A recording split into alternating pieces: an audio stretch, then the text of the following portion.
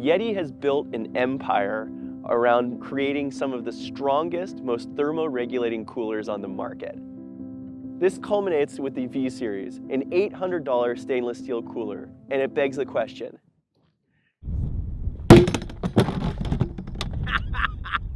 Is it worth the money? So the question that I get asked the most as Outside Online's gear guy is if Yetis are worth the money. In order to see if the V-Series is worth the money, I put it in a head-to-head test against the Tundra Haul. This test had 3 parts. We tested thermoregulation, we tested usability, and of course, we tested durability. In order to test these coolers head-to-head for thermoregulation as well as ice retention, I went to my local grocery store, got some Rainiers and 2 7-pound bags of ice. I measured each of the 7-pound bags of ice on my kitchen scale and then put them in with 6 Rainiers, closed it up and let it sit for 48 hours, and actually ended up being more like 48 hours and 2 minutes. I strained out the ice to make sure there wasn't any water left in it, and then I used the same kitchen scale to weigh how much ice was left. I also saw how cold they'd keep a 6-pack of beers. So when I opened up the coolers at the end of the 48-hour period, I checked the temperature of those beers in comparison to their temperature when I first put them in.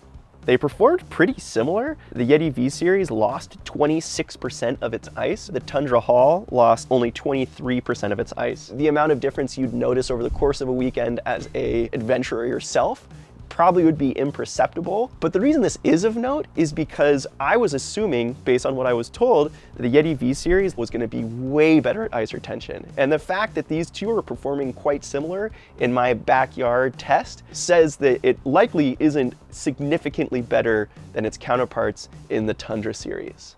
Ugh.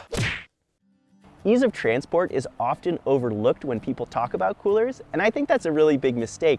Because when you have your cooler loaded down with food, ice, beer, everything you need for a weekend, it gets really heavy. This is especially the case when you have insulated coolers like these two, which are heavy with nothing in them. In order to test ease of transport, we took both of these coolers to a local playground and set up an obstacle course that we did 3 times with each cooler while they were loaded down with beer and ice.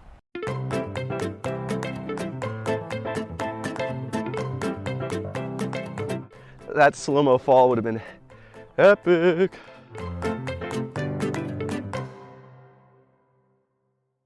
I actually really underestimated the test, and there were a few times when I was on that high log where I was actually wondering if I was going to need to bail and throw the cooler to one side.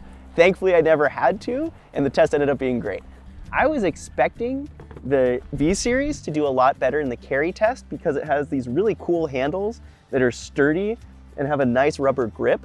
But actually, it turned out that the Tundra Haul was a little bit better. Part of that was that it's lighter, but another part of it is that the handles, which are integrated into the body of the cooler, actually kept the cooler close to my body, so that whenever I felt like I was getting a little bit off kilter, I was able to bring it in close, and I felt a lot more balanced. Honestly, the largest takeaway that we got from this test was from the 1/8 of a mile walk from our car to the playground. My filmer and I each had one of the coolers, and he was laughing about how incredibly easy it was to roll this one while I was huffing, puffing, and sweating getting this one to the playground.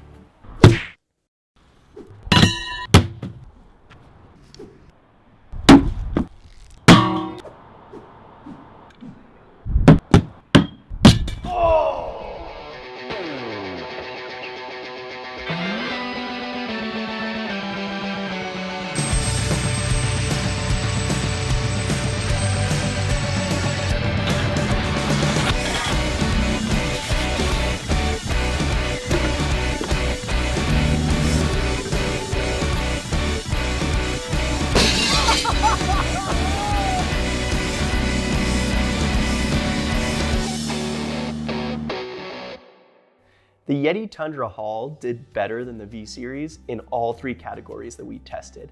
In terms of durability, it really won.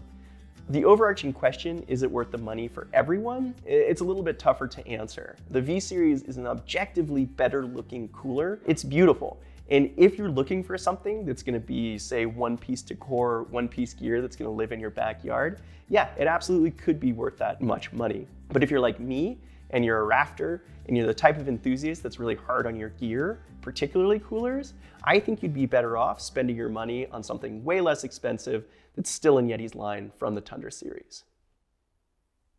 How'd you throw out your back, Joe? Whoa, you're right there.